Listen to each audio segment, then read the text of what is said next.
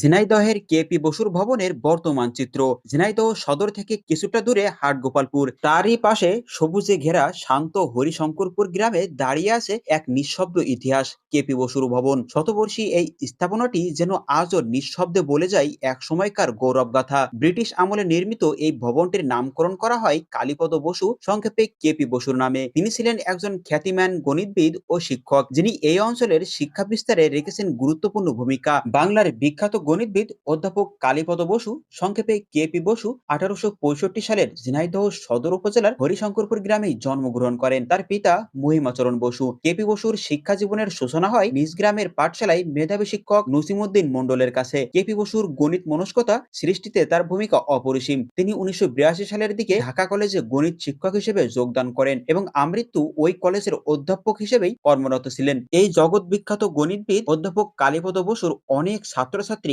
এখনো এপার বাংলা এবং ওপার বাংলায় রয়েছে। তার নিজস্ব লেখা অনেকগুলো গণিত বইও আছে, যেগুলো কয়েক দশক আগেও পড়ানো হতো। ব্যক্তিগত জীবনে এই মহান গণিতবিদ অত্যন্ত সদালাপী, অমায়িক ও অনাড়ম্বর ছিলেন। জগৎ বিখ্যাত গণিতবিদ অধ্যাপক কালীপদ বসু 1907 সালে নিজের জন্মস্থান ঝিনাইদহ সদর উপজেলার হরিশঙ্করপুর গ্রামে নবগঙ্গা নদীর তীরে 1 একর জমির উপর 17 কক্ষ বিশিষ্ট এক প্রাসাদোপম দ্বিতল ভবন নির্মাণ করেন। বাড়িটি এখনো বসবাসযোগ্য এবং সুদৃশ্যই বলা যায়। তবে এই বাড়ির একাংশই শুধুমাত্র বসবাসযোগ্য, বাকি অংশ রয়েছে ঝুঁকিপূর্ণ পরিস্থিতিতে। তবে এই কেপি বসুর বাসভবনে এখনো কিছু মানুষকে বসবাস করতে দেখা যায়। কেউ কেউ বলে তারা কেপি বসুর বংশধর, আবার কেউ কেউ বলে এদের পূর্বপুরুষরা এই কেপি বসুর ভবন দেখাশোনা করত।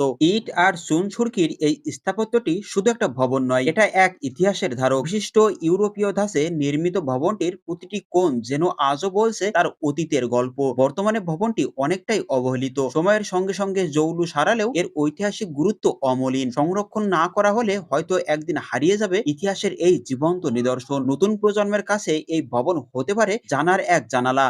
কেপি বসুর এই ভবনটি এখন অনাদর অবহেলায় রয়েছে, তবুও এখানে এখনো পর্যন্ত বিভিন্ন দূর দূরান্ত স্থান থেকে মানুষজন ছুটে আসেন এই জগৎ বিখ্যাত গণিতবিদ কেপি বসুর ভবনটি দেখার জন্য। ভবনটির পাশেই রয়েছে একটি বসুবাড়ির মন্দির, আর এছাড়াও এর ছাদেও রয়েছে একটি মন্দির, অর্থাৎ চিলেকোঠার ঘরে, যেখানে কেপি বসুর মা প্রতিনিয়ত নিত্য পূজা করতেন।